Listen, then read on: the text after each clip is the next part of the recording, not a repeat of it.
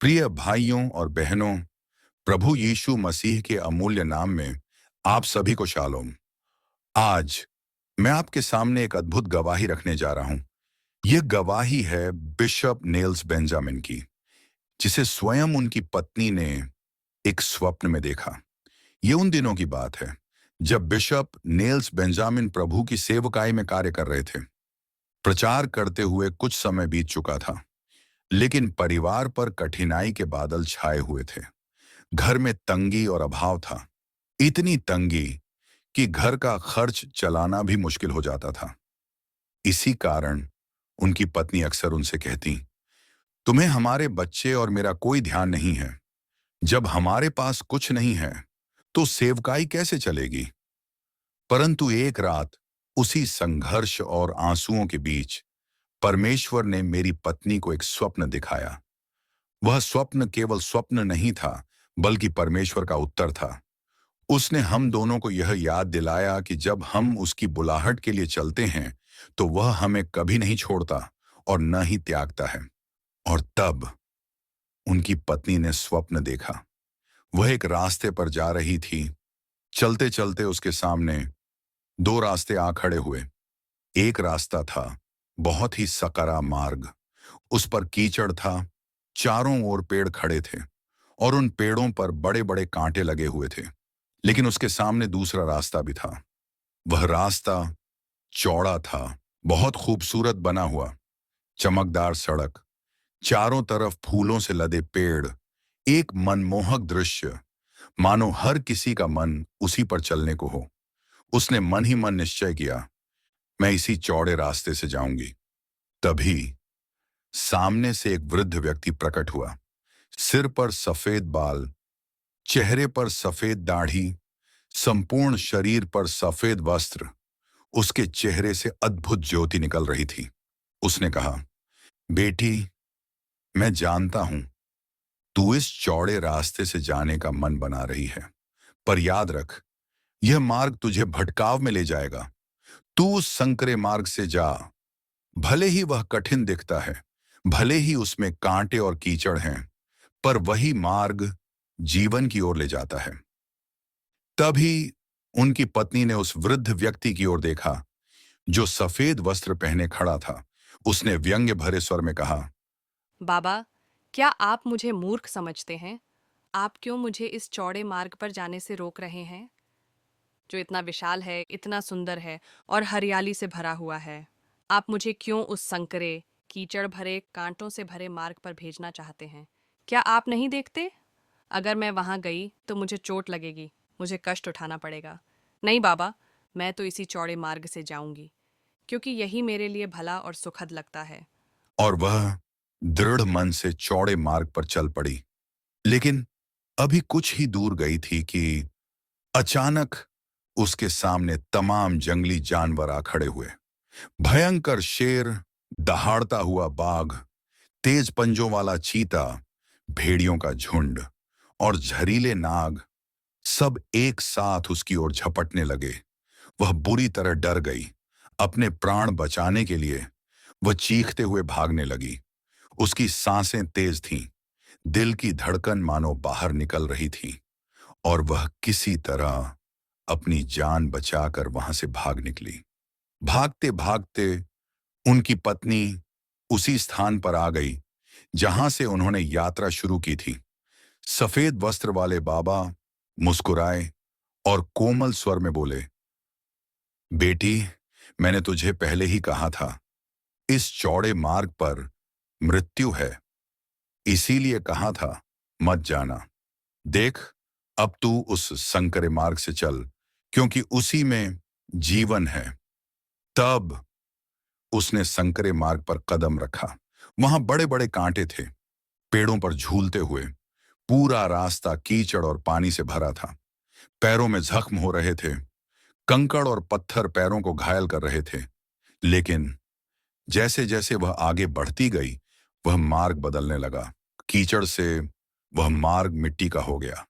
फिर आगे बढ़ी तो मिट्टी का रास्ता डामर की सड़क बन गया। कुछ दूर और चली तो डामर की सड़क चांदी की राह बन गई। और जब और आगे बढ़ी तो वह मार्ग सोने की सड़क में बदल गया। और जैसे जैसे मार्ग बदलता गया, वैसे वैसे चारों ओर का दृश्य भी बदलता गया। अब वहां कांटे नहीं थे, अब कंकड़ पत्थर नहीं छुपते थे। दोनों ओर सुंदर पेड़ पौधे थे, हरियाली थी, मनमोहक दृश्य था। और जब उसने उस मार्ग को पूरा कर लिया, तो मार्ग समाप्त हुआ एक अद्भुत बगीचे पर। वह बगीचा इतना सुंदर था कि धरती पर कभी वैसा बगीचा ना देखा गया था। ऐसे पेड़, ऐसे फूल, ऐसा सौंदर्य, मानो स्वर्ग के द्वार खुल गए हों। और जब उनकी पत्नी उस सुंदर बगीचे में पहुंची, तो उन्होंने फिर उस सफेद वस्त्र पहने हुए वृद्ध बाबा को देखा। बाबा जमीन में खुरपी से कुछ खोद रहे थे। वह धीरे धीरे उनके पास गई और आश्चर्य से बोली। बाबा, आप यह क्या कर रहे हैं? तब बाबा ने अपनी हथेली में एक छोटा सा बीज दिखाया और मुस्कुराकर बोले, बेटी, यह बीज तेरा पति है, और देख, मैं इसे इस भूमि में बो रहा हूं। फिर उन्होंने उस बीज को मिट्टी में बो दिया, उस पर मिट्टी डाल दी और पानी सींचना शुरू किया। उनकी पत्नी यह दृश्य देख रही थी, पर यह दृश्य साधारण नहीं था, क्योंकि हमारी आंखें मिट्टी के भीतर कभी नहीं देख पाती।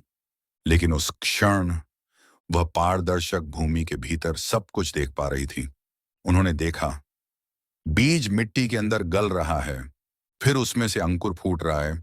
धीरे धीरे वह पौधा बन रहा है, और वह पौधा भूमि की सतह को चीरता हुआ बाहर निकला और लगभग 1 फुट तक बढ़ गया। बाबा ने कहा, देख बेटी, यह पौधा अब इतना बढ़ चुका है, इसका अर्थ है तेरा पति भी इतना बढ़ चुका है। अभी यह पौधा छोटा है, पर आने वाले वर्षों में यह बड़ा होता जाएगा।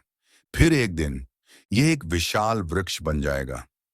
राह चलते मुसाफिर उसके नीचे विश्राम करेंगे, आकाश के पक्षी उसमें अपना बसेरा करेंगे, घोंसले बनाएंगे। इसलिए इस पौधे को बढ़ने दे, इसे मत रोक। अगले दिन सुबह के समय उनकी पत्नी ने यह संपूर्ण स्वप्न अपने पति को सुनाया। बिशप नेल्स बेंजामिन बहुत प्रसन्न हुए। उनकी आंखों में आनंद और परमेश्वर के लिए धन्यवाद था, क्योंकि वे समझ गए कि इस स्वप्न के द्वारा प्रभु ने उनकी पत्नी से बात की है। तब बिशप नेल्स बेंजामिन ने तुरंत बाइबल निकाली और वह अध्याय खोला जहां 2 मार्गों का दृष्टांत लिखा है। उन्होंने अपनी पत्नी को पढ़ाया और कहा, देखो, प्रभु ने इस स्वप्न के द्वारा हमारे इन दिनों के बारे में बात की है और हमारे भविष्य के बारे में भी। प्रिय भाइयों और बहनों, जीवन में कई बार हमारे सामने भी यही स्थिति आती है। हमारे पास संघर्ष होता है, समस्याएं होती हैं, तंगी और आंसुओं के दिन होते हैं। कभी कभी हमें समझ में नहीं आता कि इन कठिन परिस्थितियों में परमेश्वर हमसे किस प्रकार बात कर रहे हैं।